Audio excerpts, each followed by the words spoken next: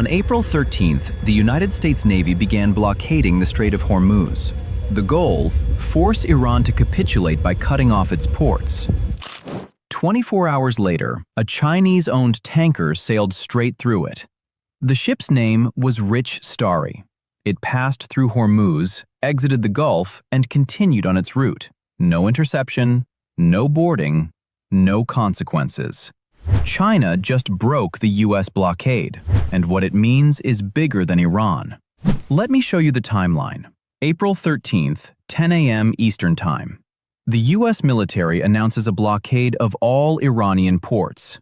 Ships entering or leaving Iranian territorial waters will be stopped.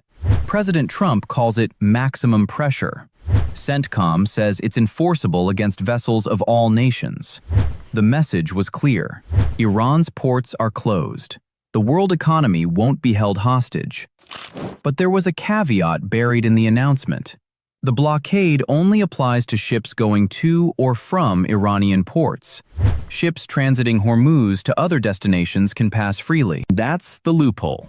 And China drove a convoy through it. April 14th, the Rich Starry transited the Strait. It's a medium-range tanker, Chinese-owned, sanctioned by the U.S. Treasury since 2018 for dealing with Iran. The ship had departed from Sharjah in the United Arab Emirates, loaded with methanol. It sailed through Hormuz without incident. Then came the Elpis, another sanctioned tanker. It had been anchored in Iranian waters for 2 weeks. On April 13th, around 6 a.m., it moved through the Strait. Also Chinese-owned, also sanctioned, also untouched. The U.S. blockade was 2 days old, and China had already proven it doesn't work. Here's the problem the United States faces. The blockade only applies to ships entering or leaving Iranian ports. These Chinese tankers weren't going to Iranian ports. Officially, they were going to the UAE, to Oman, to third countries. But here's what actually happens. Iranian oil gets loaded onto ships at Iranian ports. Those ships sail to the UAE or Oman. The oil gets transferred to other vessels there. Those vessels sail to China. It's called the shadow fleet. Aging tankers, obscure ownership structures, flags of convenience. The network moves 1.4 million barrels of Iranian oil to China every single day. And it operates through transshipment hubs in the Gulf. The U.S. blockade doesn't touch it. Now, the U.S. could board these ships. They could inspect the cargo, verify the destination, enforce the blockade properly. But that creates a bigger problem. These are Chinese-flagged vessels, Chinese-owned companies, Chinese crews. Boarding a Chinese ship without permission is an act of war, not against Iran, against China. And Beijing made that very clear. China's foreign ministry called the blockade dangerous and irresponsible. They said it threatens freedom of navigation. They warned that Chinese ships will continue transiting Hormuz regardless of U.S. threats. On April 13th, China's defense minister said, "The Strait of Hormuz is open to us. We have trade and energy agreements with Iran. We expect others not to interfere." That's not a diplomatic protest. That's a red line. So the U.S. has to choose: enforce the blockade and risk confrontation with China, or let Chinese ships pass and admit the blockade is unenforceable. They chose the second option. For Iran, this is a strategic win. The U.S. blockade was supposed to cut off Iranian oil exports, starve Tehran of revenue, force them back to negotiations. But 95% of Iranian oil goes to China. And China just demonstrated they'll keep buying it, blockade or no blockade. Iran doesn't need ships going directly to Iranian ports. They have the shadow fleet. They have transshipment networks in UAE and Oman. They have buyers willing to defy U.S. pressure. The blockade doesn't stop Iranian oil. It just forces it through third countries. And that was already happening before the blockade started. What changed is the proof. Iran now has evidence that the U.S. can't enforce its threats, that American power has limits, that China won't comply. That's leverage. When the ceasefire expires on April 22nd, when talks resume, Iran can point to this moment and say, "Your blockade failed. Your allies won't help. Your threats are empty."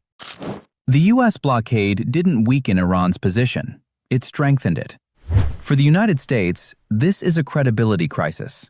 The blockade was announced as decisive action, maximum pressure, forcing Iran to comply. But 2 days in, it's already being defied. Not by Iran, by China. And the U.S. can't respond without escalating to a conflict with Beijing. This exposes something bigger. The U.S. can't enforce a blockade in the Strait of Hormuz without cooperation from other major powers. And those powers aren't cooperating. China won't comply. Russia backs Iran. NATO refused to help. The UK and France are planning their own separate mission to reopen Hormuz without U.S. involvement. The blockade isn't just failing against Iran, it's isolating the United States. And there's a deeper problem. If the U.S. can't blockade Iranian ports without Chinese defiance, what leverage does Washington actually have? Economic sanctions require international cooperation. Military pressure requires allied support.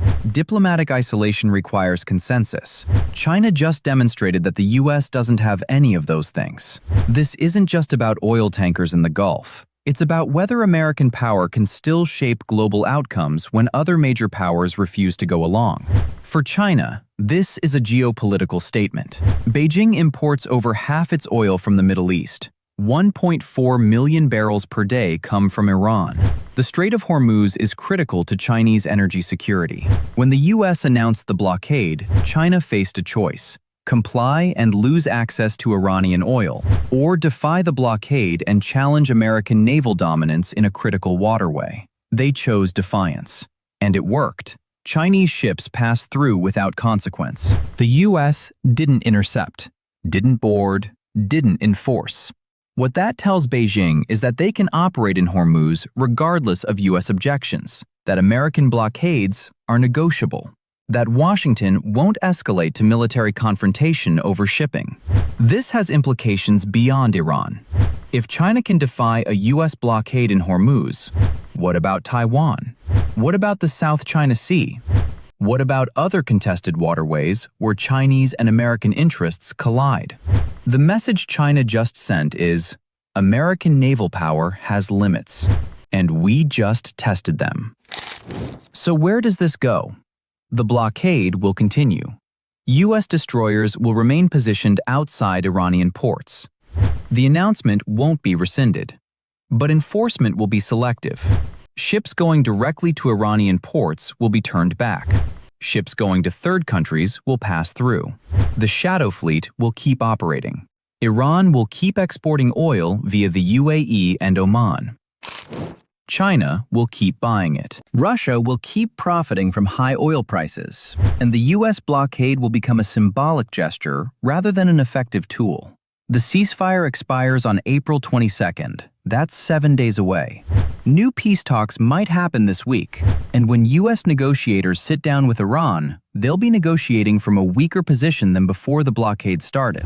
Because Iran knows, and China just proved, that the U.S. can't cut them off.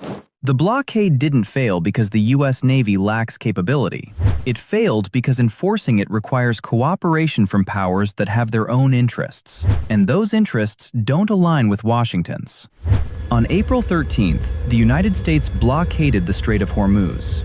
On April 14th, China broke it. 2 Chinese tankers sailed through without incident. No boarding, no interception, no enforcement. What it means is this: the U.S. can announce blockades, but can't enforce them against major powers. Iran's oil will keep flowing to China. American leverage is weaker than the rhetoric suggests, and the world just watched China defy the U.S. Navy and get away with it. That's not a shipping story, that's a power shift. And it happened in 24 hours.